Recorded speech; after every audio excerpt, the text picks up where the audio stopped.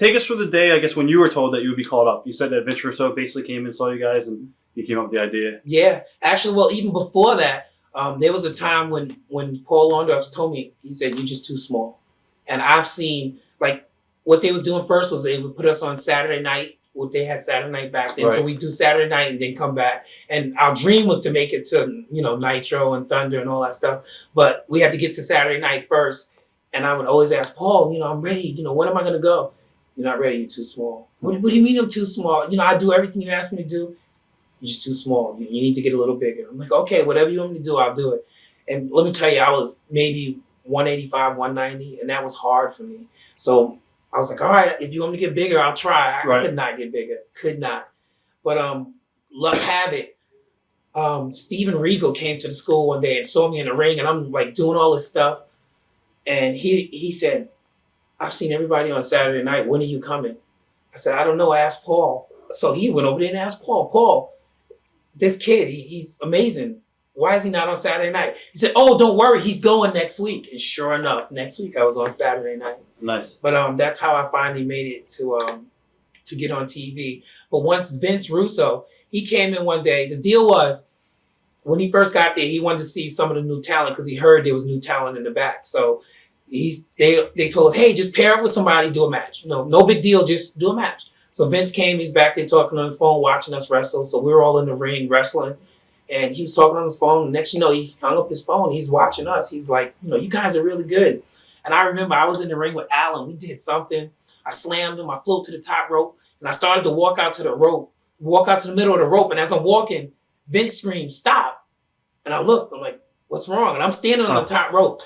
And Vince's like, no, you go. I'm talking to the person on the phone. I'm like, oh, and I jumped off and I hit Alan and rolled off. And then he hung up the phone. He said, can you do that again? I jumped to the top rope. I walked off. This time I flipped. I didn't do anything.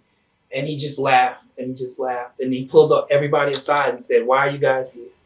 And next you know, a week later, they was using all this all on TV. Next you know, we had the Natural Born Thrillers. And then they didn't put me with those guys, so I was heartbroken. I was like, wait a minute, I'm just as good as the rest of them. I'm thinking Paul has something to do with it because, I'm too small.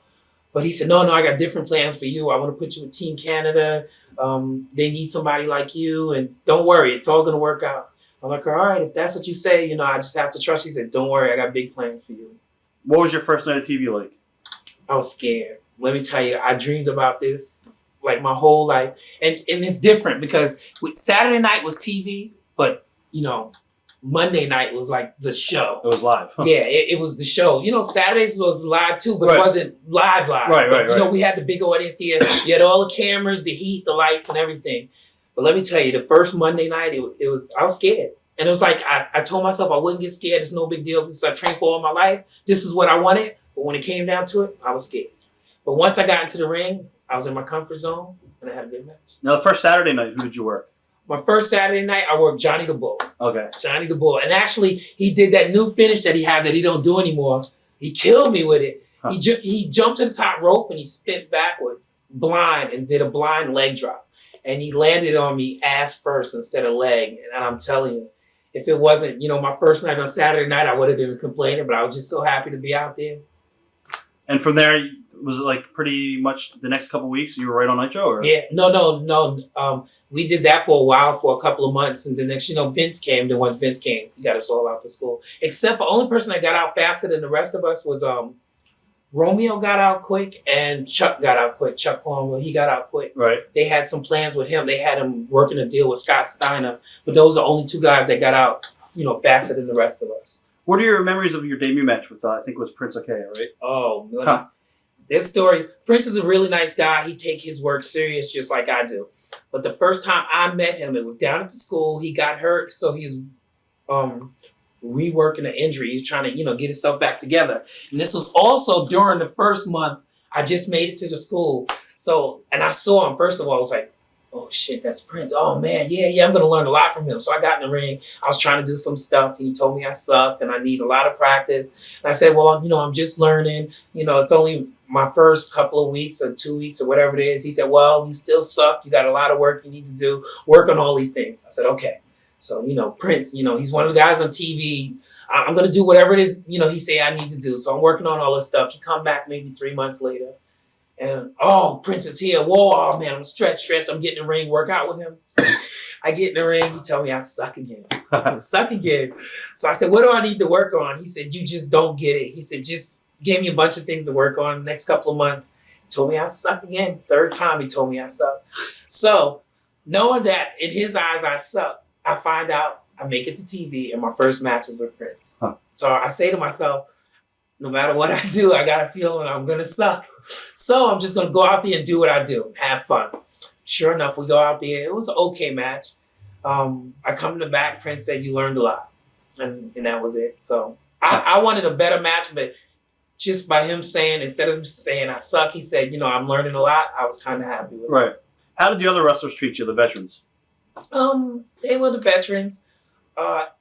Some would talk to us, some wouldn't. Like Macho Man, the first time I met him on TV, I went up to him. First of all, remember, respect is the biggest thing. So we wasn't allowed. They taught us not to go up to anybody. Just say hi and walk away. Not to sit there and talk to them like we somebody because, it's a lot of stuff they got to be doing. They don't have time to sit there and talk with us. But when I met Macho Man, I told him I was in training. I'm just learning how to do it. I appreciate all the things those guys done for us. They paved the way for us. He sat down and talked to me for like a half an hour. Most wrestlers wasn't that way. They looked at us like we were trying to take their jobs from them, but we, was just trying to make a name for ourselves and make money like everybody else. But some wrestlers looked at us as a threat. Some wrestlers said, hey, we need the new guys. You guys are the future. Right. So it just was mixed opinions. Did any of the veterans try to rib you guys or give you a hard time at all? Or? Not me, but they did rib us every now and then. I remember one time Alan and I think it was Rick Steiner. No, it was Rick Steiner. Alan was talking shit with Rick Steiner, which, first of all, if you know Rick, you don't talk shit to him. But they did a match together, so, they kind of had that, we kind of sort of, we're friends. So Alan thought he could talk junk to Rick, so he was talking junk, and Rick said to Alan, you don't know who I am, do you? You don't know what I'll do to you. So all the boys backed away because they thought Rick was going to, rip him a new one. And he said, no, you know what? I'm just going to let this one go. But he went to Alan's bag and took out all of his gear. He's going to rip up his gear. And they said, no, I think Chavo is the one who saved him. He said, no, you can't. He won't have nothing to wear on TV tonight. He said, hey, somebody got to teach these boys a lesson. You just don't come in the locker room and say what you want to say. But Chavo is the one who saved Alan that night from Rick Steiner. So, as far as any of the other guys besides Randy Savage, did anybody else take you under their wing at all? Try to be a mentor to you? Actually, yeah, it was a lot of guys. But the one guy who helped us a lot on the road was Hugh Morris. I don't know his real name, but I always known him as Hugh. I think his real name is Craig or something. No, it's something. Yeah. Yeah, but it was definitely Hugh Morris. That's what I know him as. I remember. Aldemar. Okay, yeah. Well, our first couple of times we did dark matches for WCW. He always would pull us aside and talk to us. Him and Dallas was really good about that. Dallas would come down to the school at least once a month and talk and work with all of us, tell us things we need to work on. He taught us not to watch the matches as fans, but watch it as in, we need to take from here and create our own. But Hugh would always pull us aside and say, he'd watch the whole match. We didn't have to, usually you have to come in the back and say, hey, did you watch my match? You watch my match? Hugh would be waiting at the curtain. He'd be like, hey, this was good, that was bad. What were you thinking when you did this? Did you forget about psychology here? I could tell you was nervous here. He said, the same way you act in the back, you got to act in the ring.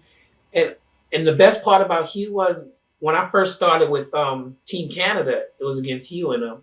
So it was perfect for me because his philosophy was, when you get in the ring with me, you better try to kill me because I was so much smaller, he was so much bigger. He said, I'd rather you give me a black eye than to hit me with some punko punch and, it looked really bad.